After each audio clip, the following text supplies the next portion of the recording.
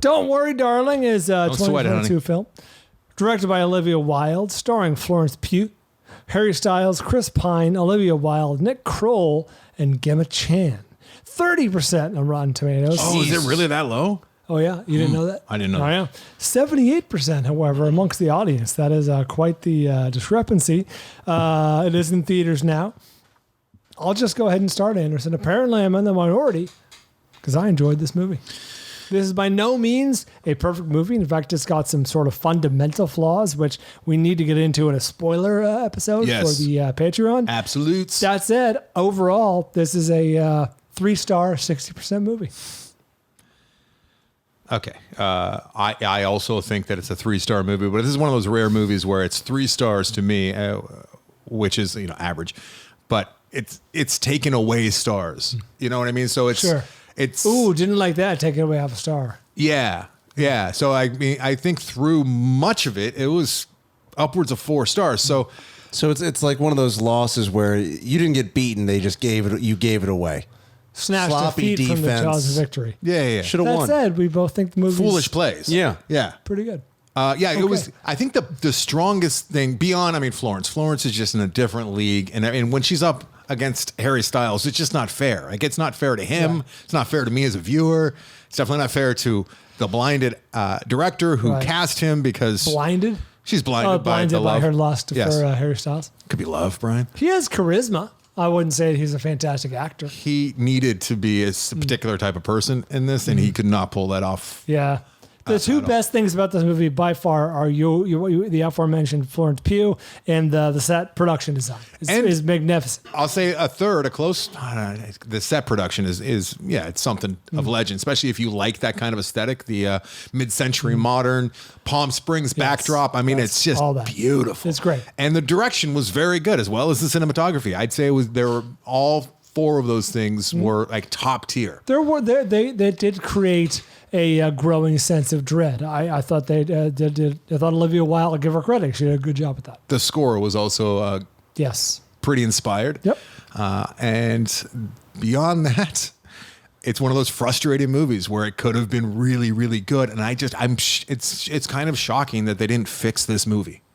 And this is a movie that could have easily been fixed, not in post, but with the script, which apparently was a great script. And I've heard the ending was changed. I read that. Yeah, I've heard tell that her own person was brought in to fix or change the rewrite. Yeah, because I guess it was on like the blacklist for a while. It was apparently a very well received script. I thought Chris Pine was good. Chris Pine was good, but he was uneven. Like the stuff that was shot at the Cicada Club. Some of the stuff at the end where he was meant to be menacing wasn't quite as.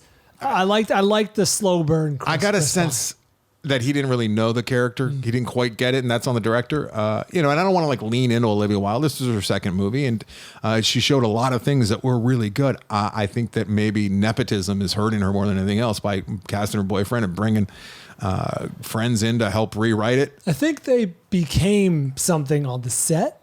I don't purport to. You watch TMZ. I don't know anything about this shit, but it could be. I thought that she brought him in, but maybe I don't know. I will say in Harry Styles' defense, he is charismatic and he has a nice screen presence. That said, I think he was a little overmatched here. He was absolutely, and you know what? Most actors are going to be overmatched with Florence Pugh. She's just fucking remarkable. That girl's just the looks on her face. It's the stuff that she carries the movie. She's not even like, and going back to Midsommar, which is the first time I ever saw her, and I'm like, oh my God, who is this woman? It's that time that she's on the phone and she's barely even talking, and she's just emitting so much emotion. And she does it in this movie too, where she's having a conversation, they walk away, and she's just left there, and that's the shit. This is the second movie she's been in, counting Midsommar, where she witnesses someone falling from a great height. Mm-hmm.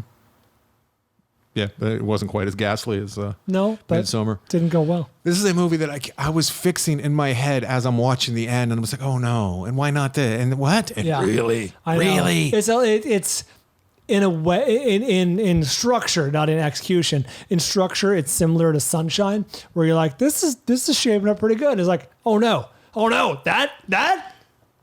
No, Sunshine was the entire last act, and I liked a lot. That's what I mean. I don't think the whole last act was a problem. It was like if ever a movie needed a denouement, like this is it. Like I needed more. Oh, Castaway, another example. Like I needed to see him trying to. In Castaway, I need to see Tom Hanks try to assimilate back into normal life, at least for a moment. Even if you give me one of those horrible montages of what was happening. They did it well in Room. Room was a movie they did really well in because the first 2 acts are them trying to and or escaping from the room. And then that third act is like, now what? Yeah, and that was a really important part. In the book, it was really good. I ended up reading Room. Not The Room, but Room. Did I say The Room? Maybe. I don't know. Everyone does. Room. But this one definitely needed... And they do that cheesy thing where it's a cop-out to an extent where... And I don't have any examples right off the top of my head where... We'll talk more about this in the spoilers too. But they show you things that didn't add up because they weren't showing the audience throughout the first 2 or 3 acts, throughout most of the movie, so that it was a mystery and you could still continue to like wonder what's going on, right? But then once the reveal occurs... Then they go back and they show you things that were happening that you weren't privy to in the, which is kind of a cop out. And they do like a montage where you see, and I feel like Christopher Nolan has done that a few times. I didn't think that was a problem. No, they didn't do it. I would have even accepted that. They barely did it. But they didn't follow through. Okay. You know what I mean? I guess so. I mean, that was the beginning of the end for me, so to speak. Like that's where I was like, no, not this. You know, I think the main it was problem very much like Sunshine. Where as soon as there is a reveal twist, whatever you want to call it, that sets up the third act. Sunshine became like a different movie, though. Sunshine was like horror. It became a vampire movie. True. Anyway, we'll get into the spoiler talk for those of you who are Patreon subscribers. Check that; it'll be in your feed probably now. Who was Shia supposed to be? Chris Pine? No, he was supposed to be Harry Styles. He was supposed to be opposite of Florence. Do you think that would have been better? Do you think that would have done it? 100%. Yes. And I can't even say why. Although I would be interested to see the early version the first 2 act version of Shia. You know what I mean? Because he's not really that guy. Like Harry worked in those first 2 acts. I think he would have been. I think he would have crushed it. Really? He's a great actor. I don't like Shia LaBeouf. But yeah, I think he would have crushed it. I think he would have figured out a way. And I think it would have been much more palatable with the way everything ends up. But the main, before we move on, the main problem that I think Don't Worry Darling had, and the creators and people involved in making it, were they were just too obsessed with the message, which was very on the nose throughout. I didn't get it. And it's all about, women being taken advantage of and being used and being, subjugated and off to the side. And what a horrible time Mad Men was. And basically, women's, let's just say I'm not talking about abortion, like women's choice being removed from them. Yes. There's just the idea of choice. Stepford Wives type shit going on here. In a sense, yeah. And they thought that the actual story was secondary. The message... It's the kind of thing you'd see in a 30-second commercial where like the message has to happen and the story is just, they don't have time. Neither here nor there. And this was all about just hammering that home. Like, look at how horrible white males are, which, I'm used to, we're all used to that. And white males are brutal. I get it. Like that. Human beings are brutal. And if you give them power, they're going to be fucking brutal and take as much as they can get. We see that over and over again. But that was like, they were reveling in just... This is our message. Now, look at how horrible these guys are. You're 100% right about that. I saw this on opening day, 2 o'clock or whatever. No, it was a little later. Did you line up? What's that? Did you line up? You were in the line? I did not. However, did you experience what I experienced, which is a large number of, let's say, 20-ish-year-old girls in the audience who were giggling at weird times? Like, whenever... Yeah, I got a lot of giggling. Let's just say towards the end of Harry's performance. Specifically, when Harry was featured in the third act, there was a lot of giggling. I'll give a more robust explanation in my spoiler talk, but I didn't know if you experienced that. No, I did not. I had I thought I was missing a joke. A couple girls behind me. Is there some in joke here I don't get? I think they're uncomfortable, perhaps. Yes, that's what I guess. And I heard a lot to do about the sex, and it wasn't like overt, crazy, over the top sex scenes, but apparently there. Oh yeah, early on there's a lot of lingus. Both cunning and otherwise. That's right. The 2 girls that were behind me. It was a pretty crowded theater too last night. I like lingus.